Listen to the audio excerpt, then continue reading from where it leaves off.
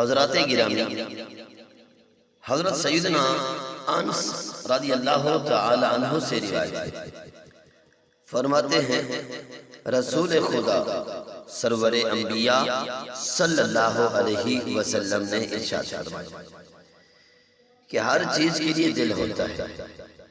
اور قرآن پاک کا دل سورہ یاسین۔ اور میرے آقا فرماتے ہیں اے میرے صحابہ، اے میرے غلاموں، جس شخص نے سورہ یاسین کی تلاوت کی تو اللہ رب العزت اس کے لیے 10 بار قرآن پاک پڑھنے کا ثواب لکھے گا۔ اور ایک اور روایت میں آتا ہے، میرے آقا فرماتے ہیں کہ جو شخص سورہ یاسین کو پڑھتا ہے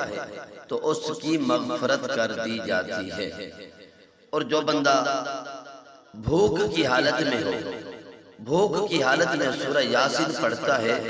تو وہ سیر ہو جاتا ہے، اللہ رب العزت اس کی بھوک کو مٹا دیتا ہے۔ اور جو شخص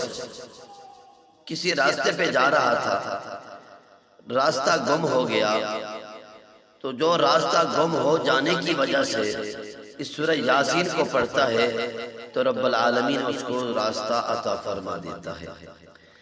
اور جو شخص جانور، اور جس شخص کا جانور گم ہو گیا،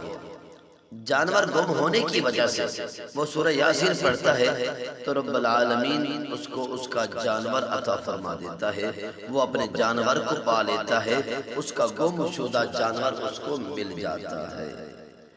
تو محترم سامعین کرام، جس گھر میں بے برکتی ہو، بے برکتی کا خوف ہو تو گھر میں سورہ یاسین پڑھیں، برکت آ جائے گی۔ جس کے یہاں کھانا کم ہو جانے کا خوف ہو تو وہ کھانے میں سورہ یاسین پڑھی جائے تو وہ کھانا سب کے لیے کافی ہو جاتا ہے۔ اور جو ایسے شخص کے پاس پڑھے جو حالت مرگ میں ہو، نزع کی حالت میں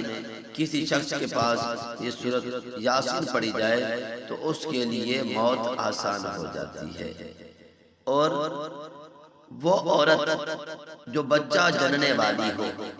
بچے کی پیدائش کے وقت اگر اس عورت کے پاس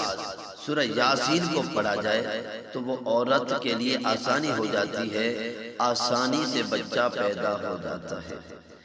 اگر بادشاہ یا دشمن کا خوف ہو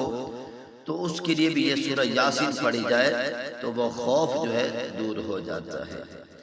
ایک اور روایت میں آتا ہے کہ ہمارے پیارے نبی صلی اللہ علیہ وسلم فرماتے ہیں، میرے آقا فرماتے ہیں کہ میرا دل چاہتا ہے سورہ یاسین میرے ہر امتی کے دل میں ہو۔ اللہ پاک ہم سب کو سورہ یاسین پڑھنے کی توفیق عطا فرمائے۔